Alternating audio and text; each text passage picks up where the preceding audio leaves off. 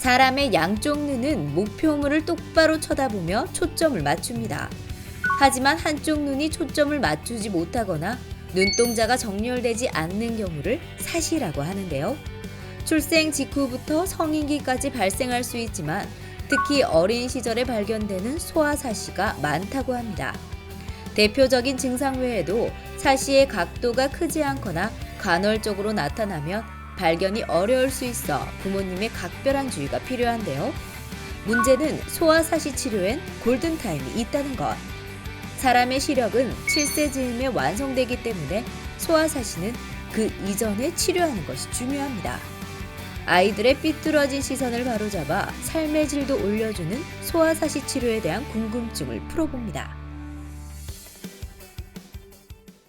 TBC 클리닉 건강 365 오늘의 주치 박지혜 안과 전문의와 함께하겠습니다. 안녕하세요. 안녕하세요. 안녕하세요. 저는 대구 파티마 병원에 있는 안과 전문의 박지혜라고 합니다. 네, 저는 사실 과장님 알고 있어요. 네. 신문에서 뵀거든요. 진짜요? 네, 뉴욕 다녀오셨죠? 어떻게 하셨어요? 연구 발표가 있어가지고 네. 그 연구 발표 제가 조금 좀 썰을 좀 풀어드릴게요. AA 네? POS라고 잠시만요. 제가 적어놨는데 잠시만요. 창이 여러 개 있어가지고 네, 너무 어려운 내용 아닌가요? American Society for Pediatry 하여튼 블라블라 이런 게 있어요. 예. 네. 왜 다녀오셨습니까? 추궁하시는 거 아니죠 지금? 아니요, 당황해가지고. 얼마 전에 그 초록이 채택이 돼서 그 발표하러 다녀왔습니다. 오, 직접 예. 쓰신 네, 논문이? 네네. 오. 아직 이제 논문 투고는 안 했는데 네. 이제 연구 진행 중인 논문이고 거기에 대한 이제 현재까지 진행 상황에 대한 연구 결과에 대한 발표였습니다. 네, 그렇군요. 앞으로 뭐 더 연구 결과가 많이 알려졌으면 좋겠고 오늘 내용과도 관계가 있을 것 같은 생각이 들어요. 네, 연관이 있습니다. 아, 네. 그렇군요. 자, 우리 오늘 알아볼 주제가 이 소아사시잖아요. 네. 보통 우리가 어떤 사물이나 사람을 볼 때 양눈이 이렇게 같은 쪽을 보고 있는데 네. 사시라고 하면 이 양쪽 눈이 각각 다른 방향을 보고 있다는 건가요? 네, 맞습니다. 우리의 눈은 움직일 때 6개의 근육이 움직임을 같이 관여해서 똑바로 하나의 상을 보게 되는데요. 우리가 하나의 상을 볼 때 눈이 똑바로 정렬되지 못하고 한쪽 눈은 잘 보고 있는데 다른 쪽은 반대쪽 어느 다른 곳을 향해 있는 상황을 우리는 사시라고 정의를 내립니다. 네. 그러니까 이게 내 의지와는 상관없이 눈동자가 이렇게 치우치는 거를 얘기하는 거잖아요. 네, 맞습니다. 근데 저는 사시가 그냥 다 이렇게 똑같은 사시라고 생각을 했는데 치우치는 방향에 따라서 또 종류가 달라진다고요? 네, 맞습니다. 그 사시는 눈이 어느 쪽으로 가느냐에 따라 종류가 나뉘는데 네. 밖으로 나가는 외사시, 안으로 몰리는 내사시, 그 외에도 위로 또는 아래로 향하는 상사시, 하사시, 그 외에도 또 다양한 사시들이 있습니다. 네. 또 한눈이 항상 다른 쪽으로 향하는 항상사시, 또는 이제 그런 상태가 가끔씩 나타나는 간헐사시, 또는 이제 눈을 뜨고 있을 때는 똑같이 정상인과 이제 똑같이 보이지만 눈을 감았을 때 또는 가렸을 때 사시가 나타나는 잠복사시 또는 사위라고도 부르는 게 있습니다. 근데 아이들은 사실 사시가 있어도 자신의 눈 상태를 뭐 제대로 뭐 거울을 보면서 점검하기도 힘들고 그쵸. 그러면 그 몫은 이제 부모님인데 부모님들은 병원에 아이들 데리고 올 때 보통 어떤 이상을 느껴서 오시는 거예요? 어른의 경우는 사시가 발생을 하면 물체가 2개로 보여서 복시가 보인다고 해서 이제 스스로 알아서 찾아오시는데 아이의 경우는 자신의 증상을 잘 표현할 수 없기 때문에 아이가 뭐 밝은 빛을 많이 싫어하거나 눈을 자주 한쪽 눈을 찡그리거나 감거나 또는 이제 TV를 보거나 멀리 볼 때 고개를 이상하게 돌리거나 또는 갸우뚱 하는 모습을 자주 보인다면 네. 한번 검사를 받으러 오시는 게 좋겠습니다. 그렇군요. 우리 아이가 어디를 잘 보고 있는지 한번 관심 있게 봐야 할 것 같아요. 그렇죠. 예. 또 가끔씩 예. 초점이 안 맞는다 그런 말씀도 많이 하시고 오십니다. 그렇군요. 근데 이 사시라는 게 당장 그 외관상, 미용상의 문제도 있지만 저희가 앞에서 말씀드린 것처럼 인간관계를 맺는다든지 대화를 할 때도 문제가 많잖아요. 네. 그렇다면 전문의의 입장에서 사시 교정의 목적 그리고 필요성이 어디 있다고 보시나요? 사시는 자연 회복은 굉장히 드물고 치료를 하지 않으면 결국엔 진행이 돼서 증상이 더 심해지기 때문에 치료는 반드시 필요합니다. 이제 사시를 치료하는 목적은 두 눈을 이제 똑바로 교정을 해서 두 눈을 같이 쓰는 양안시가 되도록 이제 돕고, 사시가 있으면 또 약시가 발생할 수 있기 때문에 이제 시력이 잘 발달할 수 있도록 도와주는 게 사시 치료의 목적이라고 볼 수 있습니다. 특히 우리 아이들 같은 경우는 몸도 마음도 쑥쑥 자라나는 아이들이잖아요. 그러니까 좀 이런 사시가 좀 이렇게 보인다면 빨리 치료를 해주는 게 앞으로의 네. 삶에 있어서도 진짜 중요할 것 같아요. 네, 맞습니다. 특히 우리나라 같이 좀 외모에 관심이 많은 곳에서는 네. 아이들의 자존감이라든지 네. 학습 능력, 그리고 교우 관계에도 꽤 영향을 끼치고 있습니다. 그렇기 때문에 발견을 하게 되면 바로 치료를 해주는 게 좋습니다. 예. 근데 오늘 저는 잘 왔어요. 왜냐하면 왜요? 사시가 또 이렇게 종류가 다양한지 몰랐어요. 그러니까요. 양상도 다양하고. 네. 근데 제가 예전에 얼핏 들은 말이 있는데 뭐 사시가 뭐 한쪽에만 온다, 혹은 뭐 교대로 온다, 이런 사례들도 있다고 하던데 네. 맞는 말이에요? 맞습니다. 네. 한눈이 이제 항상 다른 곳으로 편의된 상황을 우리가 항상사시라고 하고, 네. 그런 경우는 이제 한쪽 눈에서 더 특히 심하게 보일 수가 있고요. 네, 우리가 두 눈을 통해서 보는 이제 양안시를 원활하게 하기 위한 이런 융합이 좋은 아이에서는 이런 게 좀 간헐적으로 보였다 안 보였다 할 수가 있습니다. 네. 그래서 우리 부모님들이 잘 모를 수가 있을 것 같아요. 괜찮았다가 그러네요. 사시도 나타났다가. 네, 맞습니다. 예, 네. 이렇게 다양한 양상으로 사시가 나타나는데 네. 흔하게 가장 많이 발생하는 사시는 어떤 종류인가요? 서양에서는 눈이 안쪽으로 몰린 내사시가 가장 흔하고, 우리나라에서는 간헐 외사시, 눈이 밖으로 나가는 게 가장 흔한데, 이제 간헐 외사시는 평소에는 괜찮다가 피곤하거나 멍 때릴 때 이제 간헐적으로 나타나는 게 간헐 외사시인데요. 1997년에 전국 사시 빈도 조사에서 전국 취약 연령 아동 중 한 3.56%가 사시가 있는 게 밝혀졌고, 또 2001년에 전국 취약 전 아동 67,315명 대상으로 한 안과 검진 결과에서 전체 사시 중에 74.3%가 우와. 외사시인 게 밝혀졌습니다. 근데 사실 우리가 눈과 관련된 단어를 떠올리면 근시, 원시, 난시 요 정도거든요. 네. 근데 지금 제가 말한 이 단어들이 사시랑 또 어떤 좀 관련이 있는지가 궁금해요. 근시란 가까이 있는 게 잘 보이고, 우리나라의 대부분 환자분들이 있는 이제 멀리가 안 보여서 안경 끼는 그런 상태고요. 원시는 반대로 가까운 게 좀 덜 보이는 상황이고, 난시는 각막, 우리 눈의 까만 동자인 각막이나 수정체 빛이 골고루 이제 맺히지 못해서 망막이라고는 우리 눈 뒤에 이제 중요한 빛이 모이는 장소가 있는데, 네. 거기 한 곳에 모이지 못해서 이제 물체를 명확하게 볼 수 없는 눈의 굴절이 이상을 뜻합니다. 네.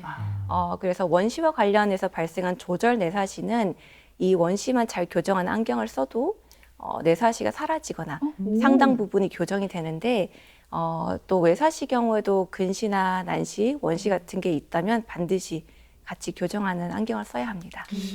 그러면 사시가 있을 때 우리 아이가 눈 건강을 좀 더 신경 써야 될 것 같아요. 왜냐하면 시력도 더 안 좋아질 것 같고. 네. 치료가 필요하겠네요. 그렇죠. 보통 근데 사시가 시력과 연관이 있는지 여쭤보시는 부모님들이 굉장히 많은데, 네. 사실은 그렇지는 않습니다. 그 시력이 저하되는 원인은 아까 말씀드린 굴절 이상, 이거 굴절 이상은 사시와는 다른 기전으로 발생을 하기 때문에 시력이 좋지 않은 경우라면 오히려 사시가 더 발생을 할 수 있는데, 이거 두 개는 이제 따로 생각을 하셔야 됩니다. 그렇군요. 네. 근데 보면 우리가 왼손잡이, 오른손잡이가 있는 것처럼 눈도요, 주로 이용하는 눈이 있다고 해요. 그 주시안이라고 저는 알고 있거든요. 네, 맞습니다. 그렇다면 이게 많이 쓰니까 힘들어서 사시에 더 취약하지 않을까, 더 잘 걸릴 수 있지 않을까 싶어요. 네, 손과 마찬가지로 눈에도 주시안, 비주시안이 있습니다. 자주 쓰는 눈은 주시안이라고 하고, 덜 쓰는 눈은 비주시안인데, 생각하신 거랑 조금 다르게 주로 비주시안에 사시가 더 잘 발생을 하는 편이 있지만, 이것도 환자마다 굉장히 다르게 나타날 수 있습니다. 저는 오늘 내용 들으면서 네. 갑자기 그 신성록이라고 유명한 그 배우가 있잖아요. 네. 그 삼배간이래요. 그러니까 흰자위가 더 많이 보이는 거예요. 그게 이제 무대에서는 카리스마가 있어 보이고 좋을 수도 있어서 뭐 연예인 관상이다 이런 말도 그쵸, 있지만, 그쵸. 어떻게 보면 살짝 또 시선이 좀 엇갈려 보일 수도 있거든요. 네, 맞습니다. 혹시 네. 이 사시의 한 종류가 아닐까. 삼배간도 이제 정밀 검사를 통해서 만약 눈이 올라가거나 내려가거나 그런 위치 이상이 있으면 사시의 일종으로 생각을 할 수 있습니다. 하지만 또 다른 이유로 우리 눈꺼풀, 아래 눈꺼풀이 뒷당김이 있는 어떤 눈 주변 구조적인 이상이 있을 때에도 나타날 수 있기 때문에 그거는 이제 검사를 통해서 알아볼 수 있습니다. 그러면 혹시 정상적인 눈은 뭐 두 개가 보니까 2배간이라고 표현을 하니까 왠지 막 3배간이니까 2배간, 2배간이다. 네, 뭐 4배간. 그런 말은 없는 걸로 알고 있습니다. 네. 어디 가서 함부로 얘기하면 안 될 것 같아요. 그래서 제가 함부로 잘 얘기 안 해요. 저도요. 아니 궁금한 게 근데 얘기를 듣다 보니까요. 제가 이제 막 친구들이나 뭐 지인 조카가 태어나면 아기가 태어나면 모빌 있잖아요. 네. 아기들 이렇게 구경하려고 모빌을 사다 준 적이 있는데 혹시 이것도 좀 아이들의 사실을 유발할 수 있지 않을까 이런 생각이 문득 들었거든요. 그 모빌이 사실을 유발한다는 거는 제가 잘 들어본 적이 없습니다. 저도요. 그냥 궁금해서요. 그래서 모빌에 대한 연구 결과가 나온 건 없지만 네. 내사시가 있는 환자에서 가까운 걸 오래 보는 근거리 작업을 오랫동안 하면 사시가 더 악화될 수는 있습니다. 그렇기 때문에 태어났을 때부터 아이의 눈이 좀 몰려 보이는 것 같이 뭔가 의심이 돼서 병원에 가셔서 내사시가 진단이 되는 경우라면 모빌을 너무 오랫동안 가까이서 보는 건 조금 피해 주시는 게 좋겠습니다. 그래요. 그러면은 모빌을 한 몇 개월까지 이렇게 보는 게 좋을까요? 아이들 같은 경우는? 모빌 같은 경우는 이제 시력 발달이 시작되는 한 3, 4개월 정도까지 보통 많이 쓰시더라고요. 네. 근데 뭐 아이의 집중력에 따라서 그것도 천차만별인 것 같아요. 그래요. 우리 예은 씨가 아직 아이가 없어서 네. 모빌에 대해서 참 모르는 게 많습니다. 저는 아직도 모빌을 봐요. 재밌어요. 아, 그렇군요. 네, 아이처럼. 하여튼 모빌은 아이에게 선물해도 되는 걸로 정리하고요. 네. 사시의 원인이라고 하면은 우리가 흔히 선천적인 원인, 후천적인 원인 이렇게 나눠서 생각할 수 있잖아요. 어떤 네. 게 더 많은 편인지 궁금하고요. 요즘에 또 PC, 스마트폰 많이 사용하니까 이것도 악영향을 끼칠 수 있나요? 사시가 생기는 원인은 대부분은 특별한 이유가 없이 발생하는 걸로 알려져 있고 대신 이제 가족력이 있는 경우는 조금 더 흔하게 발생합니다. 우리나라에서 가장 흔한 간헐 외사시를 포함한 대부분 사시는 아직까지 정확하게 그 원인이 밝혀지지는 않았고요. 이제 뇌에서 눈의 운동을 관장하는 이제 중추 신경계의 부조화 또는 미숙으로 생각이 되고 있지만 아직 어느 부분에서 어떻게 어떤 이상으로 발생한다라고 밝혀진 건 정확하게는 없습니다. 이제 그 밖에도 뭐 굴절이 이상 있거나 외상 또는 눈을 움직이는 근육의 이상, 뭐 다운 증후군 등 이제 염색체 질환이 있거나 미수가 망막증 또는 한눈의 시력이 많이 감소하면 사시가 발생을 할 수는 있습니다. 또 이제 근거리 작업을 오랫동안 하면 내사시에 나쁜 영향을 미칠 수는 있는데 네. 이게 꼭 스마트폰 같은 통신기기가 더 악화시킨다고 볼 수는 없고요. 이제 어머님들이 보통 핸드폰은 안 좋고 책을 많이 보라고 하시는데 네. 결과적으로 책이나 핸드폰이나 근거리 작업은 똑같이 안 좋은 걸로 생각하시면 되겠습니다. 네. 또 하나 더 사실을 알아가네요. 네. 근데 앞에서 가족력이 있다고 하셨으니까 제가 생각할 때는 그러면 사시도 부모에게서 좀 유전이 되지 않을까 싶거든요. 네, 사시가 유전되는 거에 대해서도 아직 정확하게 밝혀진 거는 없습니다. 하지만 부모님이 이제 사시가 있다면 조금 더 높은 확률로 사시가 아이에게 발견이 되지만 뭐 부모 중에 사시가 있다 하더라도 반드시 아이에게 사시가 나타나는 것 또한 아닙니다. 그러면 우리 아이가 약간 사시가 의심된다 싶을 때 병원에 일단 가기 전에 부모님이 좀 집에서 해볼 수 있는 자가 진단 같은 게 있을까요? 네, 있습니다. 그 집에서 부모님들이 이제 간단하게 해볼 수 있는 방법으로는 뭐 핸드폰의 빛이라든지 또는 펜라이트 같은 거를 아이의 이제 미간에 이렇게 빛을 비춰서 두 눈동자 가운데 빛이 맺히는 걸 이제 관찰을 하실 때 만약 빛이 어느 쪽에 맺힌지 확인을 하는데 중앙보다 안쪽에 맺히면 외사시, 반대쪽에 이제 바깥쪽에 맺히면 내사시를 의심을 해볼 수 있지만 네. 이 검사 또한 굉장히 부정확하기 때문에 이제 의심이 되면 그냥 바로 안과 전문의의 진료를 받으시는 게 가장 좋겠습니다. 네. 일단 의심이 되면 병원을 찾는 게 가장 쉽고 빠른 방법이 되겠네요. 네, 맞습니다. 네. 그렇다면 정확한 진단을 위해서 검사를 받아야 할 텐데 어떤 검사가 있습니까? 이제 우선 사시가 있는지 없는지 알아보는 눈의 움직임을 확인하는 가림, 안 가림 검사가 있고요. 만약 사시가 있는 게 확인되면 그 뒤로 사시각을 측정하는 프리즘 검사, 또 아이의 이제 협조도가 좋다면 입체시 또는 억제 검사 등을 시도해 볼 수 있습니다. 근데 아이가 태어나자마자 바로 사시 검사를 하는 거예요? 아니면 어떤 뭐 영유아 검사 때나 우리 강우도 네. 저 사시 검사했다는 얘기 예전에 들은 적이 아, 있거든요. 그래요? 좀 적절한 좀 시기가 있는 것 같은데 언제 받으면 좋을까요? 보통 생후 3, 4개월 전부터 이제 눈 마주침이 가능하기 때문에 아이의 눈 마주침이 엄마와 잘 되는지 확인을 해주고 요즘은 영유아 검진에서도 꽤 잘하시더라고요. 영유아 검진에서 눈에 초점이 조금 안 맞는 것 같다 또는 사시가 의심된다라고 해서 오시는 분들이 꽤 있기 때문에 나라에서 권유해주는 그 영유아 검진을 꾸준히 잘 받으시는 게 좋겠습니다. 근데 제가 고백을 하자면 저는 제일 무서운 그 가기 싫은 병원이 제일 첫 번째가 치과고 두 번째가 안과거든요. 왜요? 모르겠어요. 그렇게 옛날부터 안과가 가기 싫더라고요. 그래서 우리 아이들도 저랑 같은 마음일 것 같아서 사실 아이들이 이제 병원에 가면 좀 치료 방법이 무섭거나 그렇진 않을까 좀 걱정돼가지고요. 그 치료는 사실 종류가 다양한데 사시 같은 경우는 아이의 굴절 이상이 있으면 거기에 맞는 안경을 씌우거나 또는 한쪽 눈이 천저하게 나가는 경우가 확인되면 뭐 가림 치료 같은 게 있고 그 다음으로는 사시 수술이 있습니다. 앞에서 군에서 간헐적 사시가 많다 이렇게 말씀해 주셨어요. 그러니까 뭐 증상이 있었다 없었다 하니까 굳이 이거 힘들게 치료해야 하나 이런 분들도 계실 것 같은데 그러면 안 되겠죠.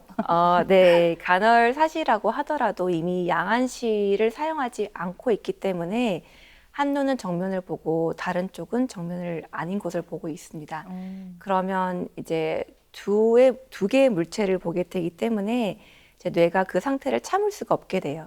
그렇기 때문에 이제 사시 눈을 억제를 하게 되면 이제 두 눈을 뜨고 있지만 한 눈만 뜨고 있는 상태가 되게 됩니다. 이제 한 눈을 가리고 계단을 내려가게 되면 계단은 보이지만 그 깊이를 알기 힘들고 또 운전 중 한 눈을 가리면 앞차가 보이지만 그 앞차와의 정확한 거리를 이제 측정하기 힘들게 됩니다.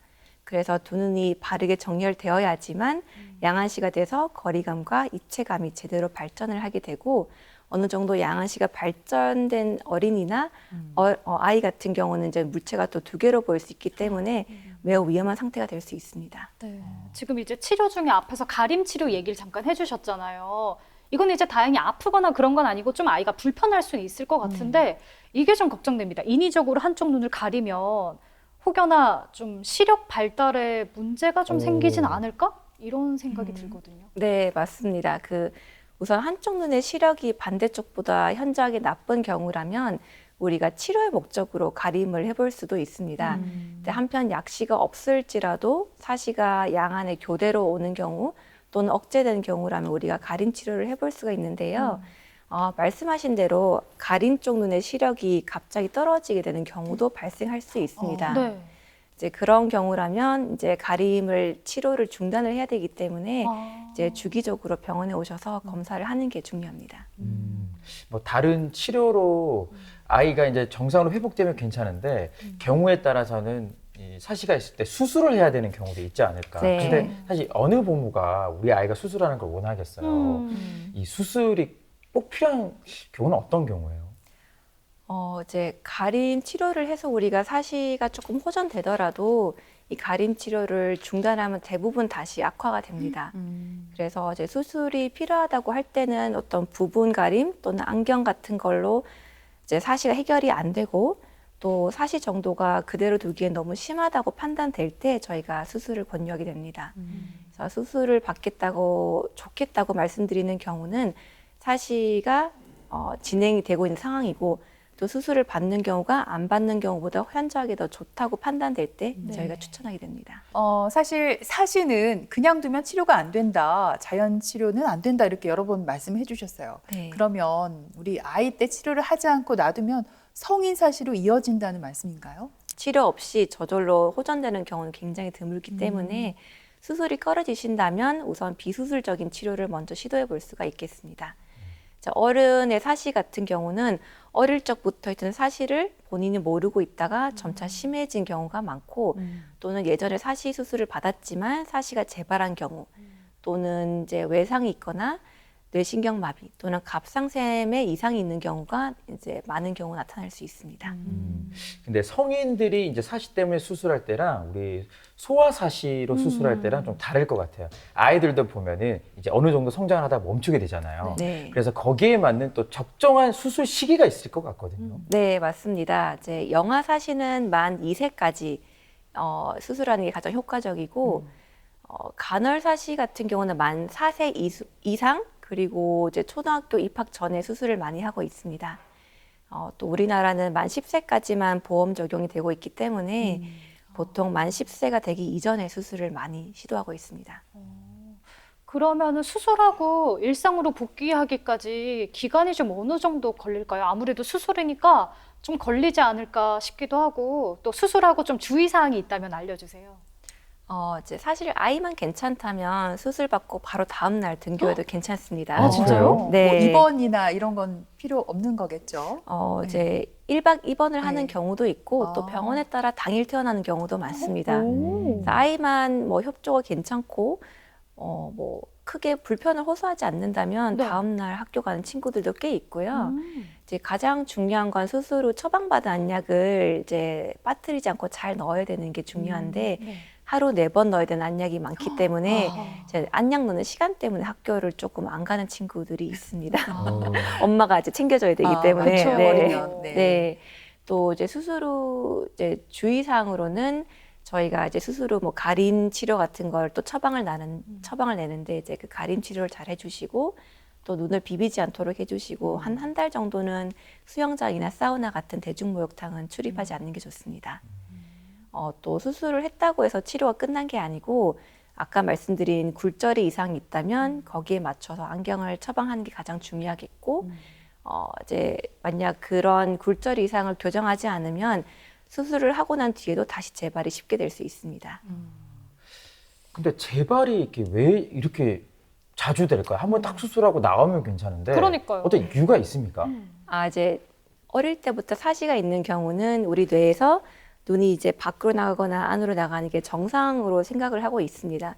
그렇기 때문에 우리는 이제 인위적으로 근육을 자르고 붙여서 눈을 똑바로 만들어주는 경우이기 때문에 뇌에서는 이게 정상이 아니다라고 생각을 해서 내가 생각하는 정상으로 다시 돌아가야지 하고 자꾸 이제 본인이 생각하는 정상으로 돌아가려고 하는 경향이 있기 때문에 재발이 잘 되는 경우가 많고 또 수술을 하고 나서도 보통 10명 중 2~3명까지는 재발이 잘 됩니다.